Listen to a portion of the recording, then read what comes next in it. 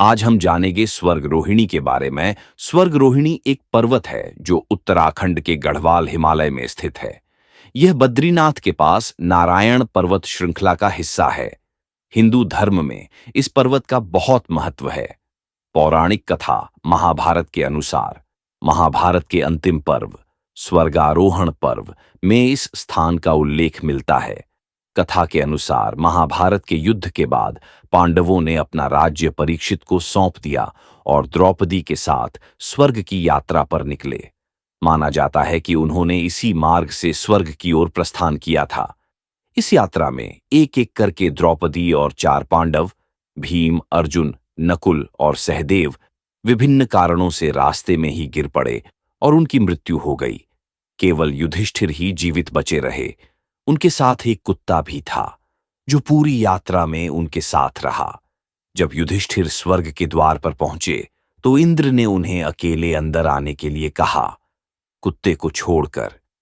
युधिष्ठिर ने अपने वफादार साथी को छोड़ने से इनकार कर दिया। तब धर्मराज यम, जो कुत्ते के रूप में युधिष्ठिर की परीक्षा ले रहे थे, अपने वास्तविक रूप में प्रकट हुए और युधिष्ठिर की धर्मनिष्ठा देखकर प्रसन्न हुए। कहा जाता है कि युधिष्ठिर सशरीर स्वर्ग गए थे और उनके साथ वह कुत्ता भी था जो वास्तव में धर्मराज थे। माना जाता है कि स्वर्ग रोहिणी ही वह अंतिम स्थान था जहां से युधिष्ठिर ने स्वर्ग की ओर प्रस्थान किया था। भौगोलिक और धार्मिक महत्व। स्वर्ग रोहिणी एक दुर्गम क्षेत्र है और यहां तक पहुंचना कठिन है। यह सतोपंथ ग्लेशियर के पास स्थित है जो अलकनंदा नदी का उद्गम स्थल है। धार्मिक मान्यता के अनुसार यह पृथ्वी पर वह पवित्र स्थान है जहां से कोई व्यक्ति सशरीर स्वर्ग जा सकता है। आज भी कई श्रद्धालु इस क्षेत्र की यात्रा करते हैं। हालांकि स्वर्ग रोहिणी शिखर तक पहुंचना बहुत मुश्किल माना जाता है।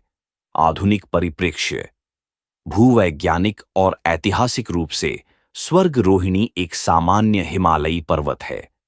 पौराणिक कथाओं और धार्मिक मान्यताओं के कारण इसका सांस्कृतिक और आध्यात्मिक महत्व बहुत अधिक है। यह क्षेत्र अपनी प्राकृतिक सुंदरता के लिए भी जाना जाता है और ट्रैकिंग के शौकीनों के लिए एक चुनौतीपूर्ण गंतव्य है। संक्षेप में, स्वर्ग रोहिणी हिंदू धर्म, विशेषकर महाभारत की कथाओं में एक महत्वपूर्ण स्थान रखता है जो पांडवों की अंतिम स्वर्ग यात्रा से जुड़ा हुआ है। यह एक दुर्गम लेकिन पवित्र पर्वत है जो अपनी पौराणिक और प्राकृतिक सुंदरता के लिए जाना जाता है। ऐसे ही और वीडियो देखने के लिए मदन नौटियाल जी के चैनल को सब्सक्राइब करें।